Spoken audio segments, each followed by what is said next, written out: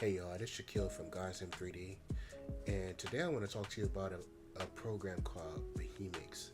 For It's an add-on for Blender, and the reason why I want to talk to you about it is because honestly, like this program, I think it's super underrated. Like I've been using it for a couple weeks now, and it's super strong, bro. Like I've been using it to create hair strands like this, like hair cards like this and whatnot. Um, and so far, like it's doing what I wanted to do. Like other hair card systems that I've used in the past, like hair tools and whatnot. I don't know if I'm using it wrong, but a lot of them don't have the flexibility or the functionality that Behemox has. And the funny part about Behemox that I've like looked into is, for one, it's cheaper than the rest, like the competition, and for two, um, like I said, the functionality that I've been able to achieve with it is unlike the other programs. So I'm gonna show y'all what I'm talking about. Let me just show you guys um, what Behemox is all about. So essentially, what you want to do with Behemox, and before I actually do that, let me actually show you guys, because I think the problem with Behemox, it's not really a problem. Let me not say that. Um, the thing with Behemox is that if you look on YouTube and type in Behemox, you will see. Let me show you actually. Let me stop yapping and just show y'all. Let me hide some of these hair cards so that I can show y'all how Behemox looks by default. So let me grab the scalp and all right here. So the functionality of Behemox. So what you do normally is create a hair. You go up there, create hair, right? And then in this section, this is where the magic happens, right? So as default, you have a Behemox style hair, right? And so if I crank these up, let me do maybe actually. Let me do the length of, let's say, 20, right? And let's do min of 1.4, and let's do max again of 1.4, okay? And by default, this is kind of what you get with Behemox. Actually, you know what? That's not even true. Usually by default, you'll get, let me control Z. I think you'll get, no, that's opposite. You'll get this. This is what you get by default, Behemox. You get kind of a cone, and if you look on YouTube, you'll know what I'm talking about. And they sort of take these cones, and then they'll put it around the hair, and then they'll use a comb, right, to guide it like that, and they'll make like kind of like a very what's the word? Because again, this style could be for some people. You know, some people might look for this. So I'm not gonna disparage people who want their hair to look like this. So that's not what my intention. But I think most people, when they want a hair card system, they're actually looking for darn, I gotta do this manually now. They're actually looking for something that looks like a hair card, and that was my intention when I bought the program. Initially, when I actually bought it, I thought that I wouldn't be able to achieve it because I tried it and it didn't work.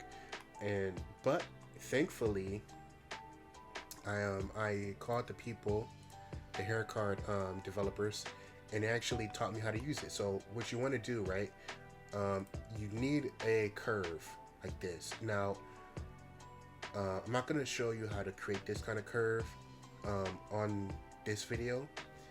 It's not hard. You can look at many tutorials on YouTube that'll show you how to do it, and this one too. I might even leave a link in the description of how I learned how to do this kind. But essentially, what these do, these curves, is once you, let me go back and grab. Actually, let me go. what am I doing? Edit mode, grab the mesh. There it is. Okay. Create hair. Boop bam boop. And then essentially what you're gonna do, right, is you're gonna let me stop going so fast. You're gonna click off of click the X here in the profile curve, okay? That gets rid of the Behemox profile, okay? And then you're gonna grab the eyedropper and you will click a curve. Now you can learn how to make these curves using YouTube. I'll even make a video if you guys want. If that's something that you want me to do in the future, that's fine. I don't mind. But after that, you can go ahead and you want to change the shape. I like to set it as max. Again, you can change this however you want. But this is typically what I like. These max shape 1.4 with min and 1.4 with max, and you get with if you go to, where is it? I think I just clicked off of it. Yeah, length. I'm still kind of new, as you guys can see, but I know most of it. So length, I keep it at like 20, maybe like 14 actually, like with 12. And that determines how long the strip is, obviously. And then when you click it, you get something like that, okay? And then the cool part about Behemox is that you can then use the comb to move the card however which way you want. And you can get some interesting looks. Now, normally, in the way I've used Blender in the past, I would go into edit mode, and then I would change the strands, or not the strands, but the vertex points one by one. And doing so, I don't know, like if you have experience with manipulating vertexes, you know that not only can it look janky, but it can also, like, especially if the curve is really long, it can cause some really bad geometry doing that. And frankly, I prefer using the comb doing that, because typically it will stay smooth. Not always, but the cool thing about Behemox is that it has another little icon here. Where is it? Right here, called smooth. And if it does get janky, you can just smooth it out, which is something that obviously you can't do with Blender. Now, in order to get it on the actual mesh, you would just, like, obviously go back into object mode. You can manipulate it right there, but oftentimes I'll set the origin to geometry, get it closer, get the gizmo closer.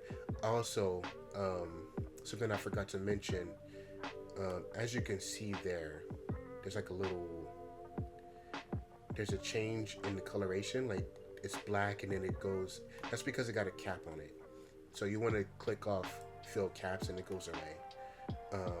You can keep the caps on if you want. I don't know why you would, but to each their own. And then you would just move it towards the geometry, towards the cap, the scalp, whatever you want to call it. And then you can always go back into edit mode and grab some of the vertex points and move it up so that it doesn't clip. I'm not going to bother because I'm not going to keep this. I'm not going to keep this strand. I don't need it.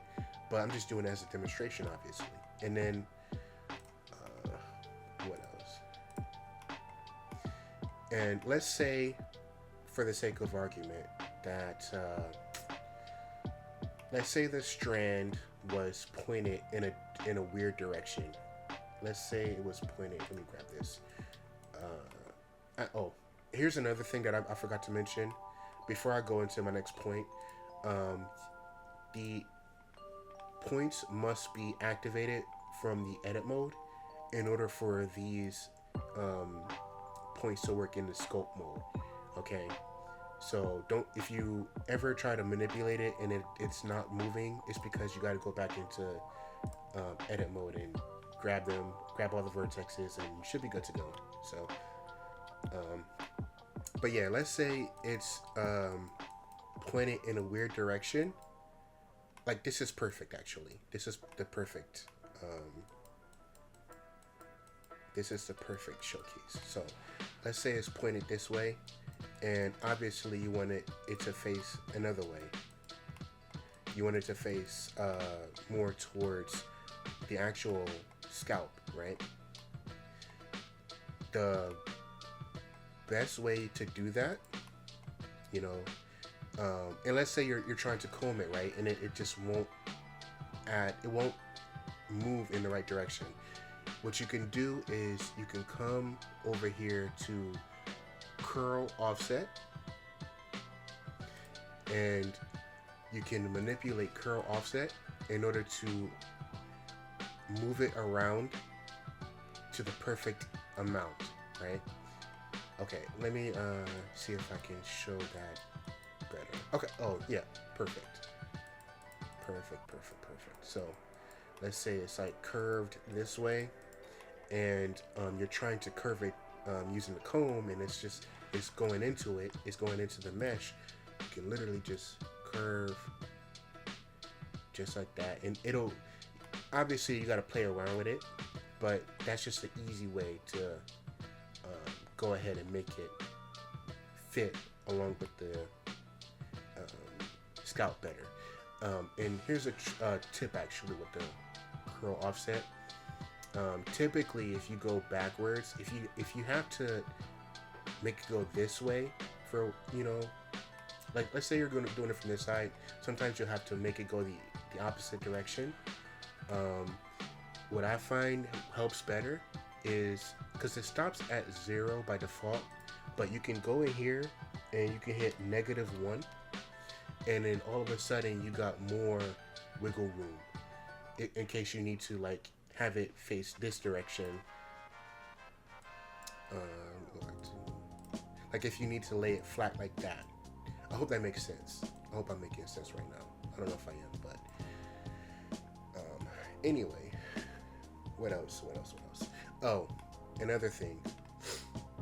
So one of the things you may run into with this program is, like me, you might think, okay, if I want to make another hair strand, I got to go up here and then just click create a new one, you know.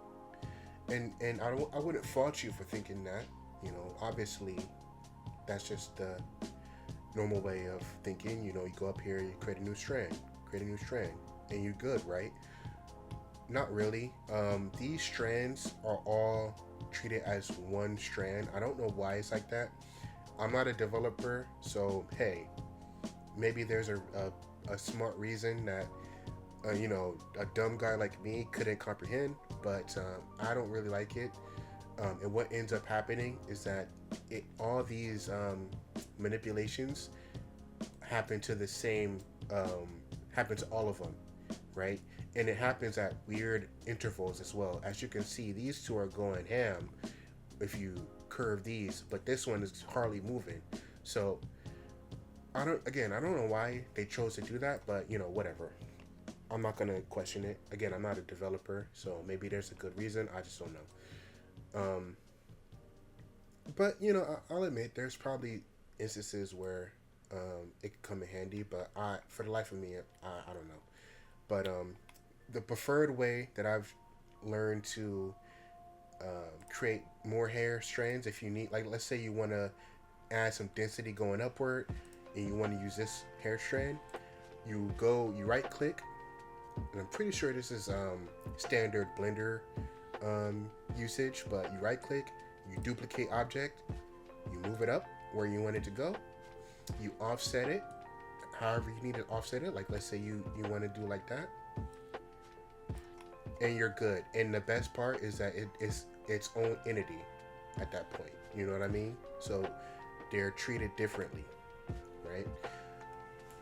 The only time that I've found that you want to use this is if you want to create a new hair strand entirely. Okay, and to do that, again, you would just go back to object mode.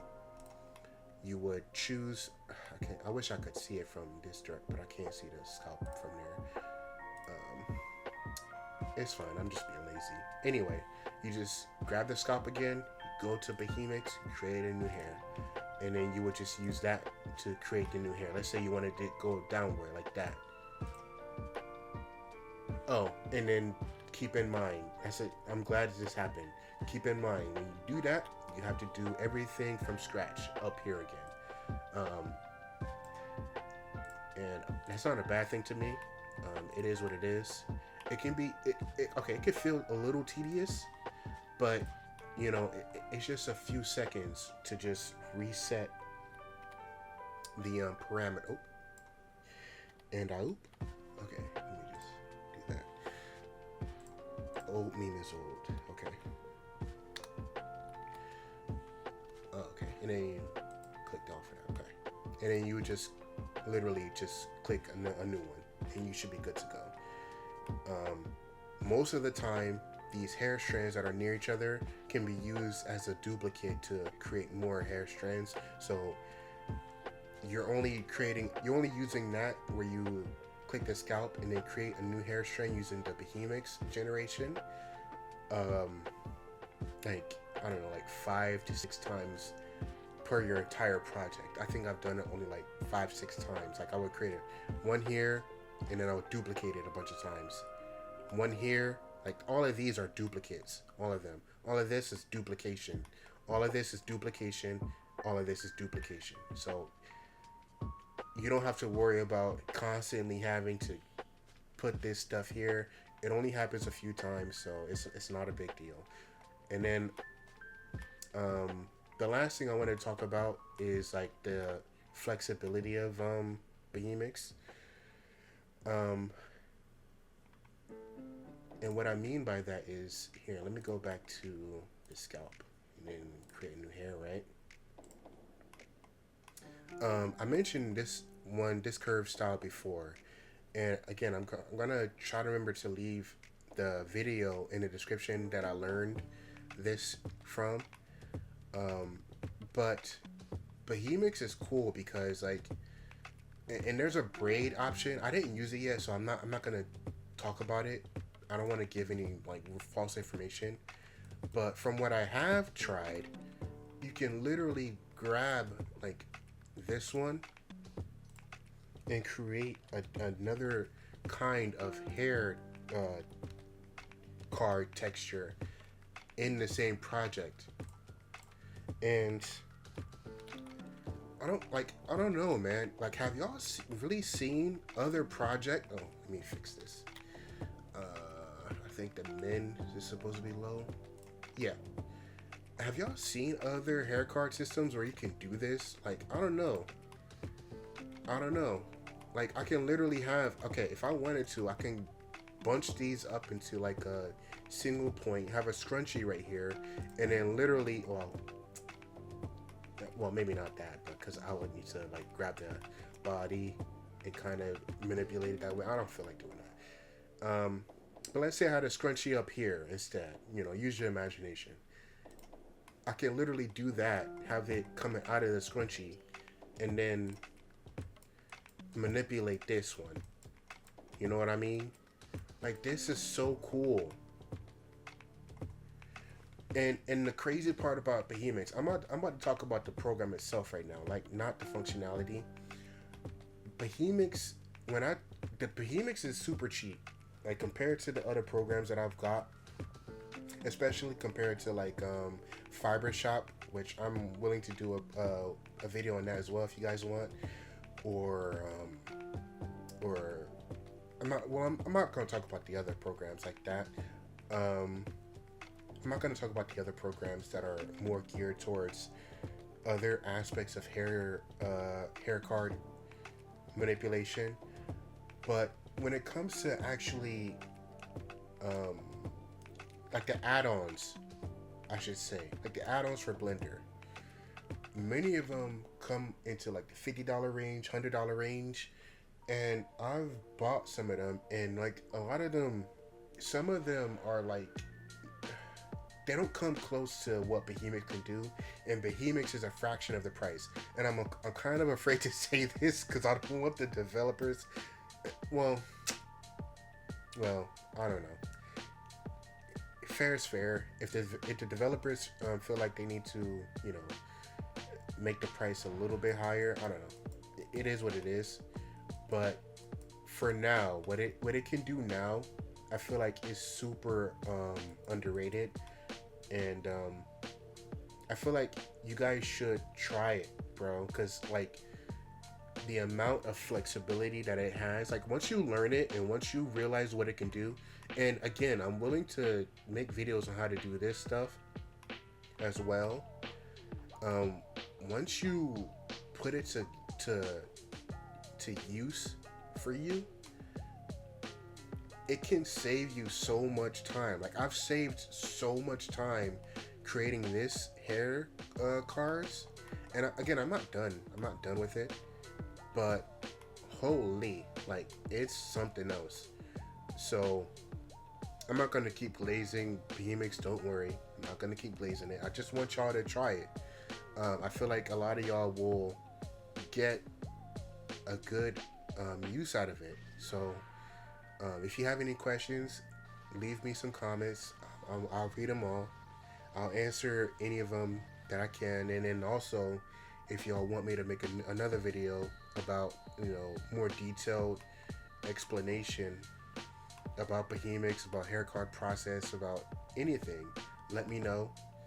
And yeah, so I hope you guys have a great rest of your day, and I hope you guys, try this program out. Peace.